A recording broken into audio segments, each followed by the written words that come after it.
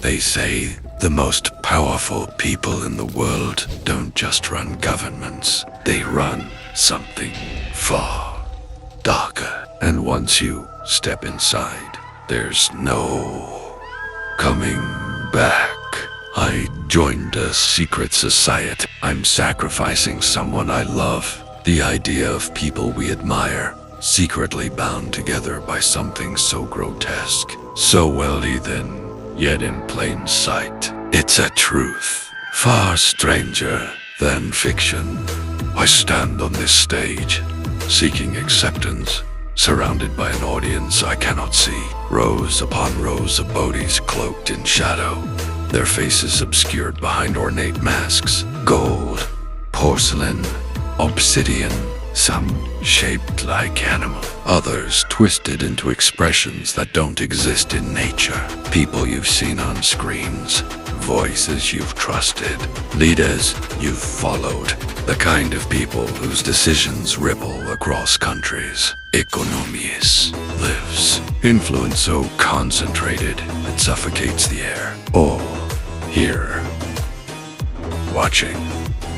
A low hum vibrates through the chamber as the torches lining the circular walls flicker.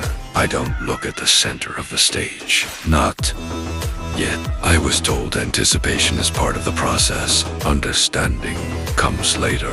At the far end, a tall figure emerges, draped in layered robes. His mask is different from the others. Smooth, pale, and featureless. The High Priest. He raises one hand, slowly, as the room immediately falls into absolute silence. Tonight, his voice echoes.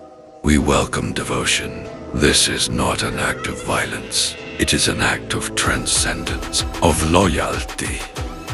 Truth revealed through sacrifice. The word hangs in the air.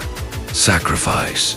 I swallow, forcing my gaze forward. The masses are sheep, conditioned to obey without question. They willingly follow our system, given just enough choices to create the illusion of freedom. We, the chosen, are truly free, blessed with knowledge, gifted to us by the fallen.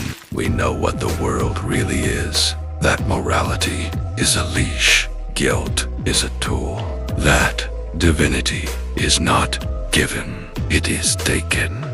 Oh, it is taken. Initiate. This is your moment of alignment, of elevation, separation from the herd.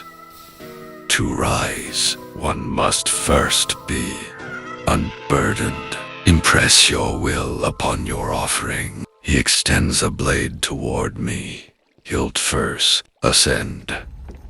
Primera ataque hold. Finally, I look at the chair positioned at the center of the stage, at the figure seated in it. Bound, head covered by a black cloth, chosen for me as a test, unnecessary severance, they said. I take a step forward, breath steady, mind clear, telling myself I wouldn't hesitate, that whatever connection once existed between me and the person beneath that veil no longer mattered. Reveal the truth. The High Priest commands. Gloved hands emerge from the shadows. They reach forward from behind the chair, pulling the covering away. There's a woman, mouth gagged, wrists raw from struggling against the restraints. Tears stream down her face as she shakes her head violently, trying to speak. I step in close. No hesitation. Ready to execute in one swift motion. Mom! My mother's eyes lock onto mine, wide, desperate, alive in a way nothing in this room is. And just like that, everything they built inside me fractures. I won't. I whisper, letting the knife fall. The High Priest studies me, nods, not in approval, but in understanding.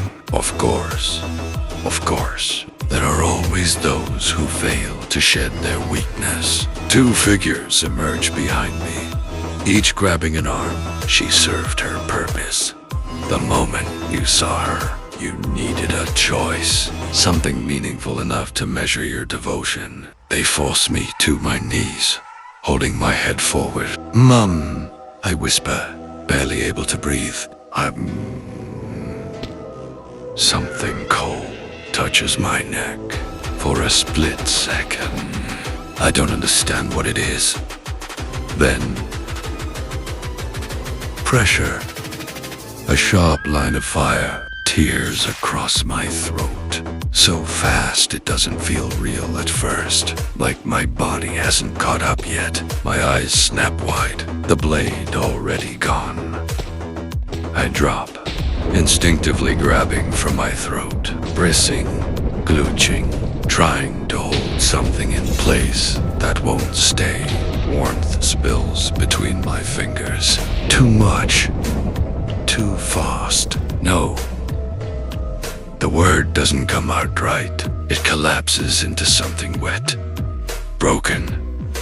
Air won't come. I try to breathe again, but it turns into a desperate choking sound I don't recognize as my own. Panic detonates. My chest convulses, dragging for air that won't reach me. The world begins to tilt. I realize this is really the end. Sound stretches, warps, like it's being pulled away from me. My hands are slipping. I can't feel them. I can't feel anything except the burning pressure. My vision tunnels, collapsing inward. The edge is darkening, swallowing everything.